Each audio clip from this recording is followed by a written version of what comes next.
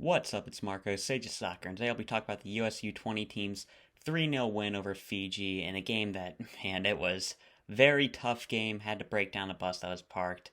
And as you can see, still using my laptop camera. I'll be back to the normal one by the next game, but just away right now. And yeah, for this game, it was just, man, just bang our head against a brick wall for, man, like 60 minutes before Diego Luna was finally able to find the breakthrough.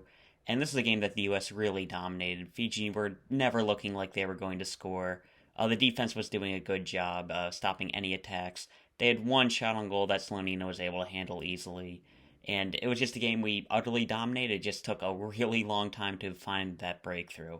And the breakthrough came through Diego Luna. He wasn't starting, he came in off the bench. And I think it says a lot this game for Diego Luna because when I was watching the first half, I was thinking, man, we need to sub on Diego Luna. And I guarantee, like, most people who are watching this game for the U.S. who have been following this team were thinking the same thing. And then he comes on and he's able to make an impact. I think that's just the sign of a really good player. Like, not like it was expected of him to come on and change the game, and he did. Like, it says a lot when a guy's able to do that. And just the creativity that he brings. I think his athleticism is pretty underrated. You can see him really flying around the field.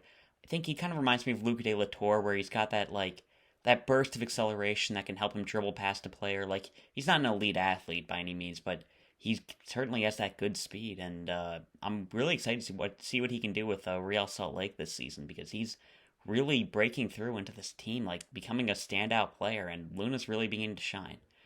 Next, I want to talk about our defenders, our center backs actually, who I think were having a very solid game. Brandon Craig and Marcus Ferkranus. Brandon Craig, solid defensively, which, very good to see there, but mostly it was his passing. He was having a ton of good passes. Honestly, most of our attack, especially in the first half, he was picking out some really good balls, and I love to see that out of a center back. Like, he was honestly playing a bit of I feel pretentious saying regista, like a deep lying playmaker, like kind of in that quarterback role where he's just finding some really good passes. I wouldn't be upset if we played him in like a defensive midfield role if we wanted to start Che as a center back.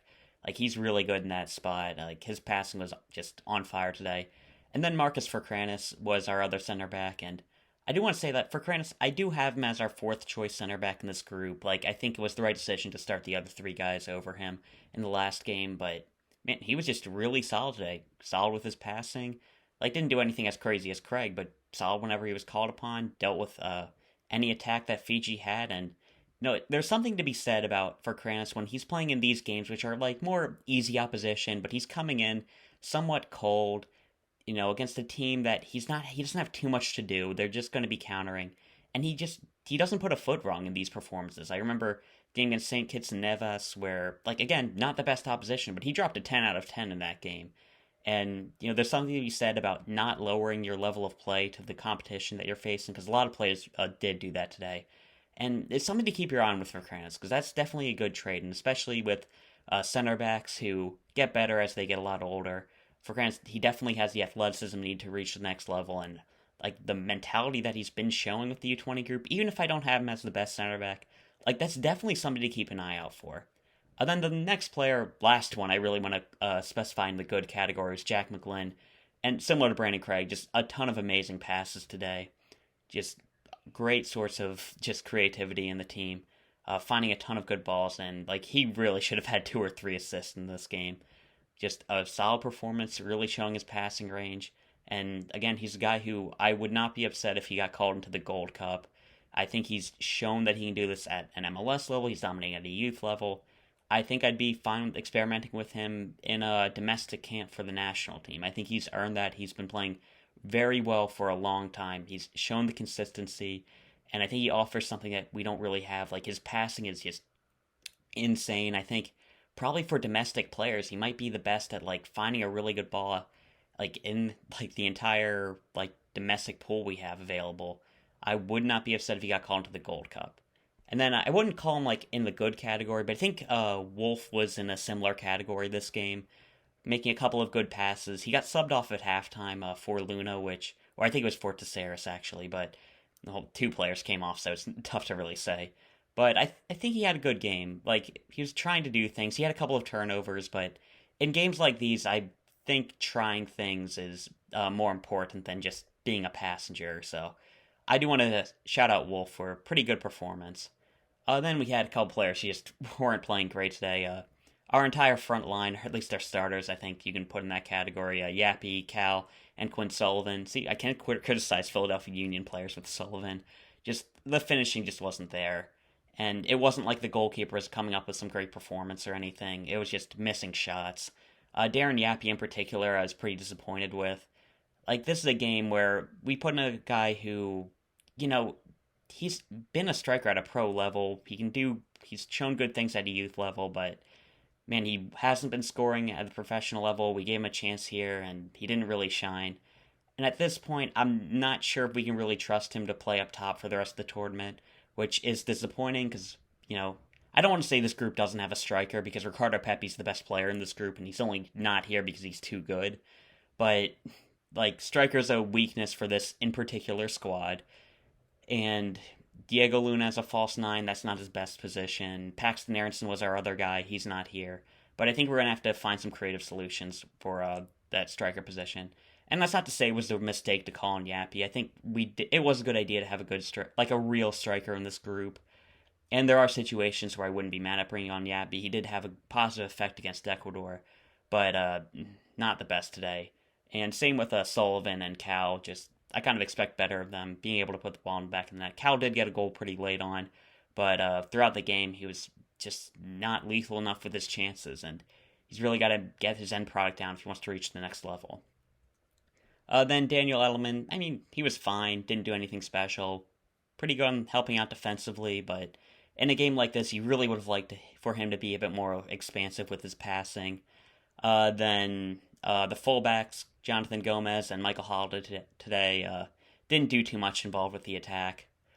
Gomez a bit more restrained today, and Halliday's a tough guy to talk about because he's shown that he can be a good player in MLS, which, that's good. There are a lot of players probably in the squad who I don't think will be able to, not that I don't think will, but just statistically probably won't stick in, a professional environment. And for Halliday to, already be a good pro player, there's something to that, but I just don't think his ceiling is, that high, which isn't that disappointing. Having a high floor player, especially in a position like right back, which has been a weakness for the national team, it's not the end of the world, but, I expect good things out of Halliday, for him to be a solid player. He just, I don't think he has the ceiling to be, a truly great player, and not that many players in the squad will be, but, I don't know, just not sure if the potential is really there, and I'd like for us to be starting Justin Che, but despite that, I think he does still have a good pro career ahead of him.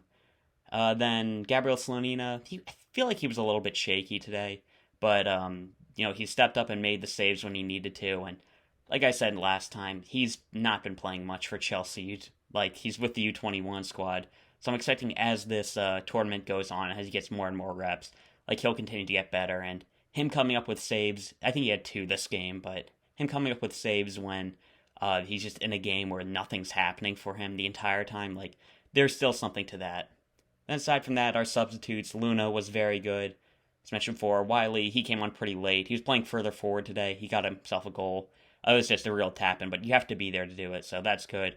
Obed Vargas, hard to really judge him.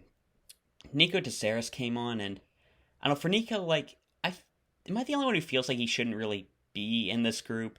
I still think he's a great prospect for the next U20 cycle. When I look at the 2005 group, there's a better chance that if he misses the U20 World Cup next time, it's because his club didn't release him, not because he, fell out with the 2005 group.